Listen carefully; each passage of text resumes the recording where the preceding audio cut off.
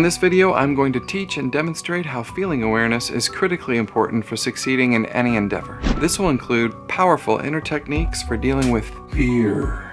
1 for the money, 2 for the show, 3 to get ready, now go, cat, go. Stop for a minute, baby, Hello friends, my name is Eric. I've been a psychotherapist for 20 plus years, and these are some of the points that have helped me and my people along the way. So it's probably a self-evident truth that fear is the biggest challenge that any of us face in any endeavor. So let's start understanding fear. Fear usually happens in response to awareness that something bad is going to happen or something good and desirable isn't going to happen. There are generally 3 kinds of fear. Real fear, which is helpful for survival, safety, and responsibility. Things like sharks, tigers, bullets, sharp objects, cries for help, sirens, your boss, your alarm clock, credit card interest, and all the other natural consequences that life throws at us. Then we have neurotic fear, also known as false evidence appearing real. Neurotic fear generally manifests through the inescapable phenomena of projection. So basically the way projection works is whenever we're in a situation and we have some past trauma, some unfinished business or experience spinning in the back of our mind, and we project that onto the current circumstances. We can also project ways we are currently relating to ourselves onto others and how they see and relate to us. Daddy's fault. It's your fault. We can project unresolved guilt and shame from the past. That's my fault. It's your father's fault. We can even project unresolved guilt and shame from the present onto circumstances at hand. It's all your fault! I'll put a link to a blog post about projection in the description. You can also read about projection in my book, also link in the description. And then there's inner guidance fear. Little alarms that go off to help us fix mistakes or avoid pitfalls or catastrophes or even missed opportunities. Inner guidance fear tells us to slow down before the crash happens in front of us, to say no to something that we really don't want to be doing, or to take that important action today so that we don't miss out tomorrow. But in order to really utilize inner guidance fear, we have to have cultivated some degree of sensitivity. And it's helpful to have realized some sense of direction in our lives so that we have contrast about where we're going so that we can feel when we're off track. It's also helpful to have developed some degree of fortitude and confidence in discerning our feeling experience. In other words, we can feel fear without reacting, and we're practiced at interpreting the more subtle feelings. For example, when I first started as a therapist, I made it a practice to get quiet at the end of the day. That way I could notice the feelings that were stirring in my body. Sometimes there would be some small anxiety, some little feeling that led me to remember something I had said, or maybe the way I had said something that didn't feel so good to me. So I might then just imagine and say to myself what I'm gonna do next time instead, or even make plans to check in with the person I'd said it to, and sometimes correct myself and even apologize. So I would just get right before I would sleep and make plans to get right in my world. But what we're really here to talk about today is facing fear and how to do that. It is often the experiential climax of our individual hero's journey. And usually we experience some kind of reward on the other side. Things like greater confidence, self-worth, satisfaction, and even freedom. There is a critical relationship between facing fear and feeling alive. This is a self-evident truth. You can try it and see. So what are the steps in facing fear? Number 1, awareness. Noticing and acknowledging fear. This can be a real challenge. Admitting fear can be seen as weakness. However, it's not weak to be afraid, but it is perhaps weak and ignorant to deny one's fear. You see, ultimately, fear is always of another feeling. Things like hurt, sadness, pain, or shame. A lot of times, just letting these feelings pass through us can help us to see some things, and a lot of times, the feelings we're afraid of feeling are related to some unfinished business from the past. And getting some awareness and healing around those haunting issues almost always means unlocking loads of psychic energy and personal potential. So it really behooves us to be sure and not allow complacency or become too confident that we're ever without some fear. Regardless of the fears that we're aware of now, there's always something more waiting in the shadows. Some subtle fear yoking our experience, setting the stakes that we are not yet fully conscious of. So here's some helpful steps for getting aware. Commit to honesty. This above all. To thine own self be true. Write an affirmation declaring your sincere intent to know your fears. Relax and breathe. We often hold tension in our body that helps us keep our feelings locked up.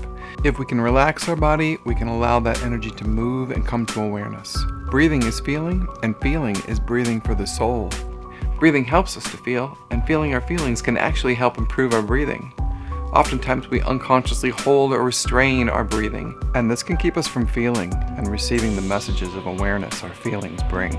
So relaxation and breathing are very key to becoming aware of the fear you're feeling. If you're having trouble being aware of what your fear is, you can also practice observing yourself in silence. Be still in silence for just 10 minutes. Just sit and observe your breathing and see if you can notice what you're feeling. If you're finding yourself feeling anxious, consider that anxious is a word that we often use to describe feeling afraid when we don't know what we're afraid of. Give your fear a voice. If you feel anxious and you don't know what it's about, sit with the feeling. Allow it to get stronger.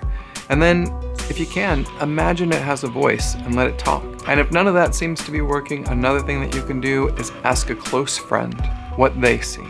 Share your affirmation. Tell them you really want to know. Then listen to what they have to say and see if it resonates with you. It's not your fault. I know. It's not your fault. I know. It's not your fault. It's not your fault. Ultimately, we want to get good at identifying our own feelings for ourselves. Personal empathy. But if we've been avoiding our feelings for a long time, it can be helpful to solicit some empathy from someone we trust. Sean, not you. It's not your fault. It's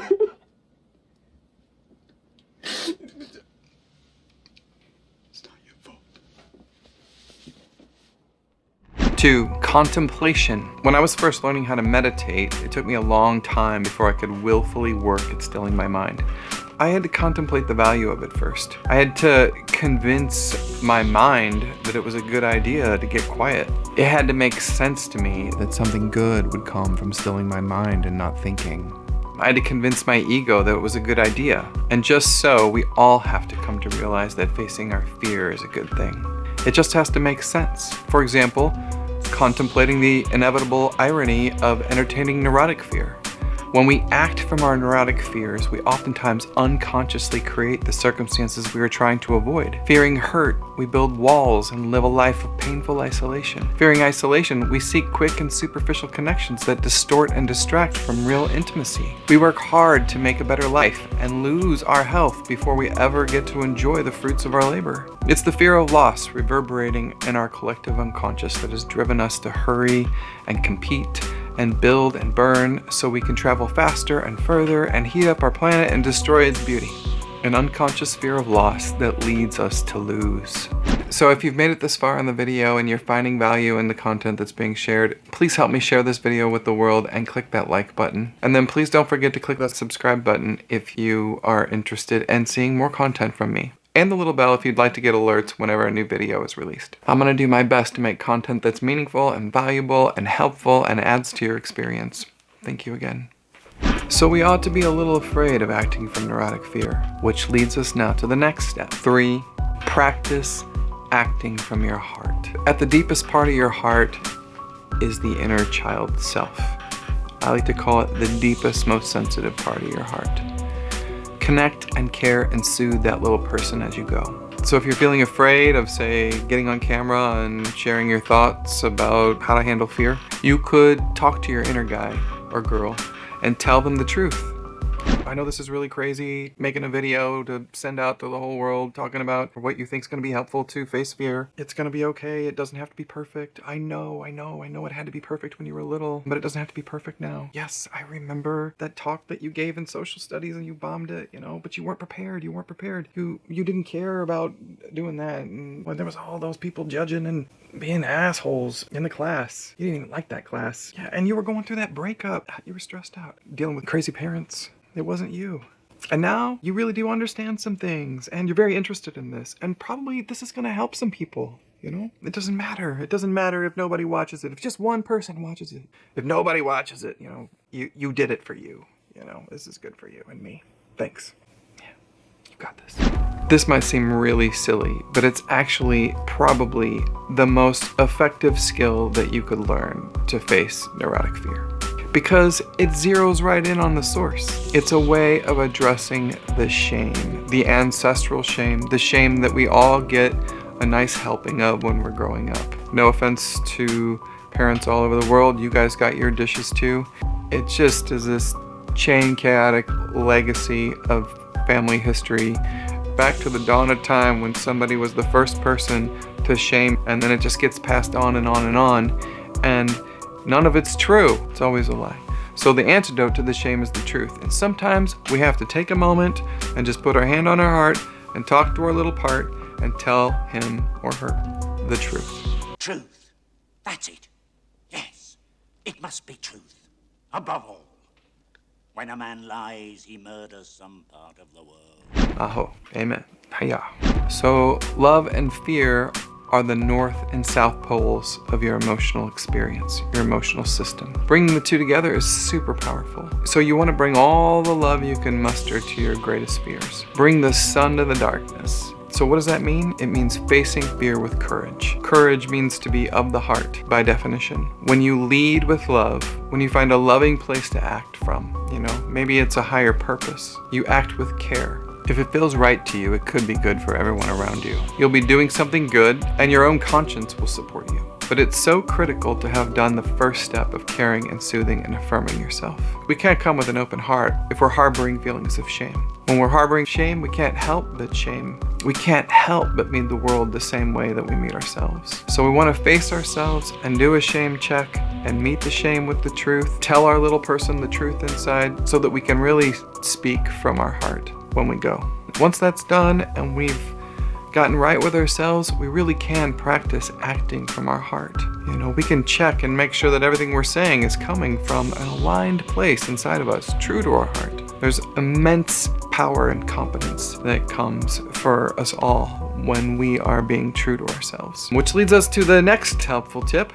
4, practice authenticity. If you're naked, no one can take your clothes off. And being your authentic self feels good. It's more relaxed. Being your authentic self is really being free. If you're gonna do something in the world to sustain yourself and spend your time being in life, might as well find a way to act and be true to who you are. And it really is helpful to slow down and be present with your feelings so that you can find out what that is. 5, know your why. Know your fight. Why are you doing this? Hopefully you have an answer to this question. And it ought to be an answer that brings feeling energy into your body when you think about it. If not, you want to go back to working on finding and acting from your heart. So what do you stand for? Take some time, write out the answer to this question. Words are symbols that point to locations in consciousness. It helps us to pinpoint and remember things. If you can put what you stand for down in words, you'll be 10 times stronger for it. What are you being and becoming when you take that stand? Knowing your purpose connects you with a deeper part of yourself. It can also connect you with a power and energy outside of yourself, which takes us to the next step. 6, expand your purpose. Connecting your individual purpose with a greater purpose can supercharge you. Find a community that shares your ideals, or a support group, a mastermind group. We are all wired to be a part of each other, to help each other. Anyone who's ever achieved anything extraordinary will tell you the same. There are definitely times when we need to venture alone, venture inside in some way and do it ourselves. But outside, we fly farther and faster together. And your open heart knows that about being a human being. Strive to feel that larger connection all the time. 7, surrender competition. Embrace connection. Look for ways to expand the pie and collaborate. Look for ways to help and receive help. Tip 8, see your fear as fuel. Accept that fear is always going to be a part of your experience. Love and fear are the opposite and negative poles of consciousness. We are drawn and repelled. When we are pursuing any kind of endeavor, it can be motivating to think about the end goal. But too much fantasy without some fear of failing can lead to complacency. In other words, I never get going because I don't allow myself to feel the fear of failure. I spend a lot of time getting a dopamine high off the dreamy fantasy, but I never really act because I keep satisfied with the fantasy and avoid awareness of the possibility of never doing the thing. So we don't want to get rid of fear. In reality, we never really can. We just want to have a proper relationship with our fear by yoking it with courage, with love. Love for our dreams, love for our creations, our contributions, our purpose, love for our people. And finally, number 9, aspire to become a mage. In the words of the late great fantasy writer Ursula Le Guin, this is one of my favorite quotes. Like there's just moments. I mean, there's just like once in a while you're reading a book and there's a line that just strikes like lightning that some author wrote. It doesn't happen very often, but man, when it does, I just have to like bow and pay homage to the passage that writer created in herself to bring forth truth, a signpost, and hope, inspiration for all the readers to come. Ursula, wherever you are, thank you.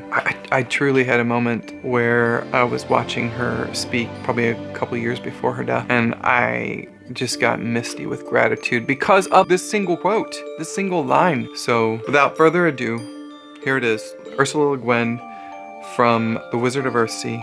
Thank you for listening. You thought as a boy that a mage is one who can do anything. So I thought once, so did we all. And the truth is that as a man's real power grows and his knowledge widens, ever the way he can follow grows narrower, until at last he chooses nothing, but does only and wholly what he must do. Yeah. Some of us have been told that we can do anything. If we try hard enough, work hard enough, study and learn enough, use the law of attraction to manifest everything we ever thought we ever really wanted. But I say nay. There's only one thing each one of us can do, and do well. And that is what we know in our bones we came here to do. The trick is listening inside so we can know what that is. The key is feeling our feelings. So wait, don't go. I just have a couple more things I want to talk about. After you start facing your fear and really leaning into some of these things, what will happen inevitably is another feeling, excitement. Successfully facing fear generates a lot of energy and excitement, mental, emotional, and physical energy. Your fear is transmuted into excitement, but there can still be some driving in the background. New fears can rise, replace old ones that have been overcome. There's a tendency to want to keep the energy going. There can be like a fear of the good feeling going away, which can feel really good and exciting, but can cause a lot of stress. New freedoms and behavior changes generate positive stress. I'll skip all the personal details and just say, when you start facing your fear, there can be a whole lot of energy coming up in you. And to save you a lot of stress, I would say, try to learn to pace and manage that energy. Pace yourself. Learn to let go regularly. Change channels. It's really helpful to change channels. I think there's a ton of research showing this. Like, all effective writers and creators will tell you this. Go away and then come back. You'll see more. You'll know better what to do. Fresh eyes means fewer errors, better rest, better wits. And better rest is not just getting to bed on time. It's about stress reduction and improving your mental health and well-being all day long. So you want to be thinking about your diet, and your exercise, and establishing a rhythm, your circadian rhythm, your ultradian rhythm.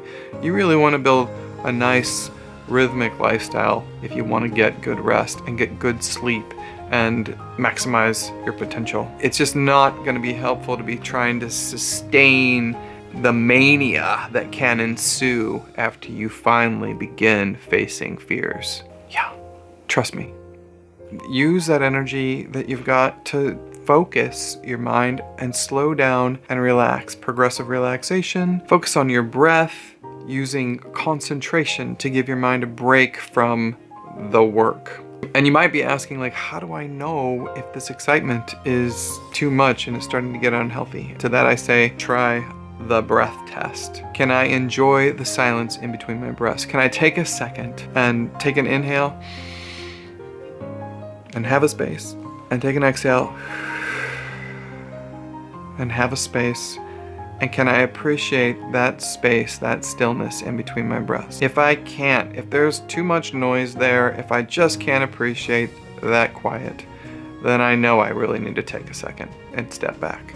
Also, practice patience. So, fear is usually what's driving impatience. Listen inside to what the fear is and speak to it. Talk to your inner child about those fears, about how there is time. It's true, there's time. There's no competition for you being you and doing what you came to do in your own time at your own pace. There's time.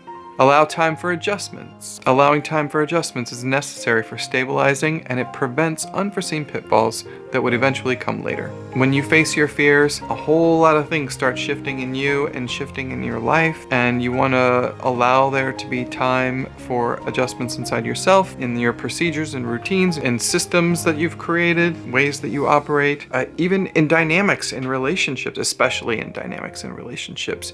You want to give time for everyone to adjust to the new, freer, stronger you.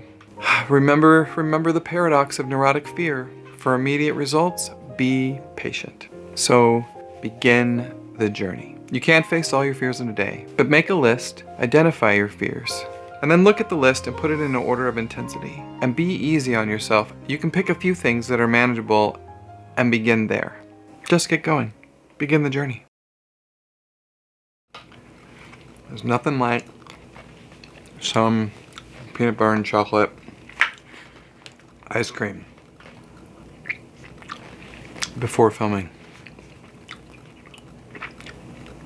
Really getting up for the game, you know? Peanut butter and chocolate.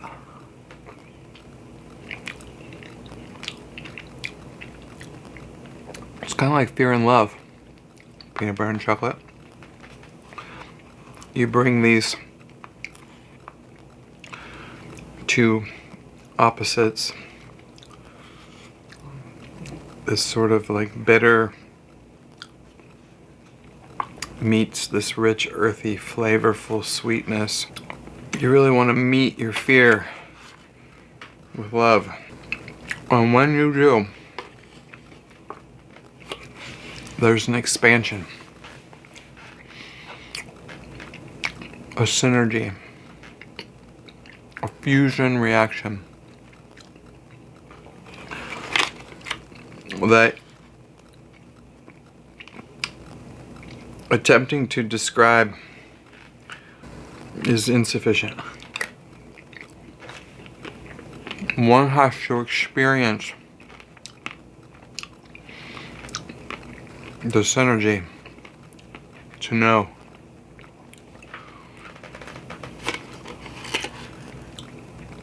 It's the same with meeting your fear with courage, following your call,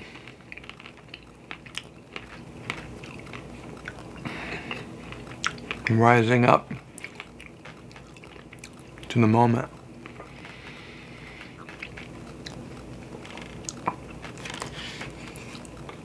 It's a perfect analogy. So many ways to experience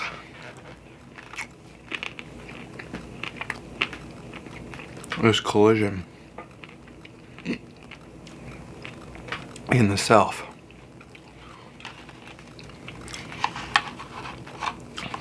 I mean, I'm sure the first person that ever tried peanut butter and chocolate was afraid. You know, it's perfectly natural to be afraid to try new things. But man, I'm so glad they did. I mean, what would the world be without peanut butter and chocolate?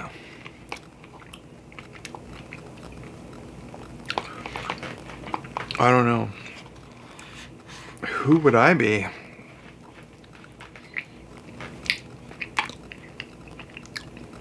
It's like the butterfly effect, you know? One little choice has an exponential impact over time. But peanut butter and chocolate is no joke. That's not just one little choice. I mean, I'm about to do this video, and I'm using peanut butter and chocolate as inspiration. I mean, how many other major contributions were fed or inspired or rewarded or celebrated by peanut butter and chocolate? I'm surprised there haven't been wars fought.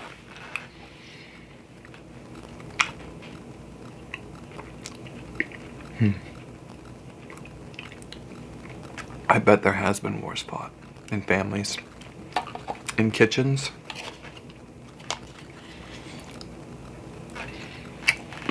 Chefs, they get so passionate about their food, their recipes,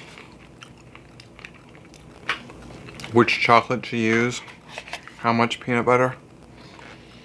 I didn't mean to eat this whole thing. I wasn't gonna eat this whole thing. But here I am. If I had to pick one food that I had to eat every day to sustain myself, I know this is ridiculous. We need lots of different things. But what I like about this food is there's just a little journey in every bite. It's like peanut butter, sweet and savory and earthy tones. And then it hits that spike and bitter just cuts right through. The range. It is a range, like a mountain range, like a beautiful view for my tongue. Vast and complete.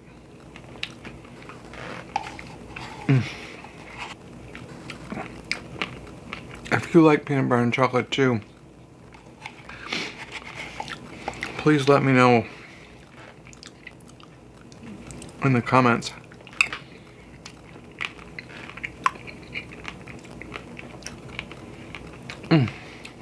If you agree or disagree, please let me know in your comments.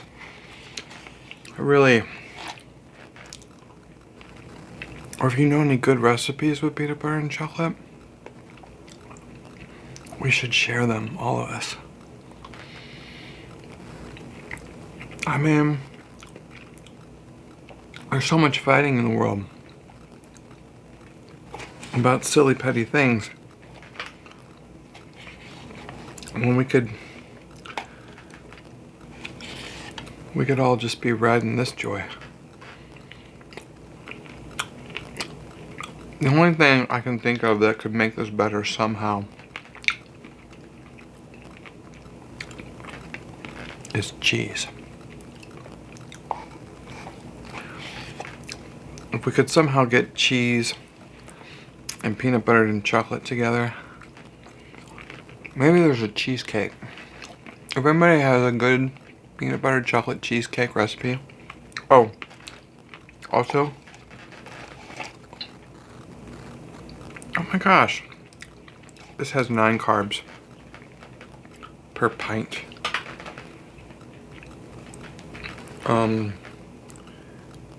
Oh my gosh, 51 grams in the whole thing. Okay, I ate way too many carbs today. Anyhow, if you could do low carb, 0 sugar cheesecake with peanut butter and chocolate, that's the recipe I'm looking for. It says keto, no sugar. There's no sugar. Oh my god, I ate this whole thing.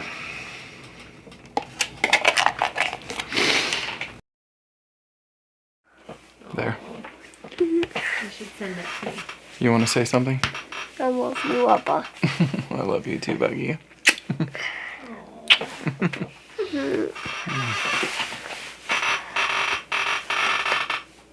Your chair is creaky. I know, I gotta fix that creakiness. Good morning, Sail families. I have exciting news. The Sail kids will be going on their first field trip. Please complete the Google form to see the details and give your permission. Google forms are due 1 week from today, Wednesday, September 20th. Please let me know if you have any questions. Where are you guys going? I don't know. Mom, where are we going? She went to the bathroom, Buggy. Oh.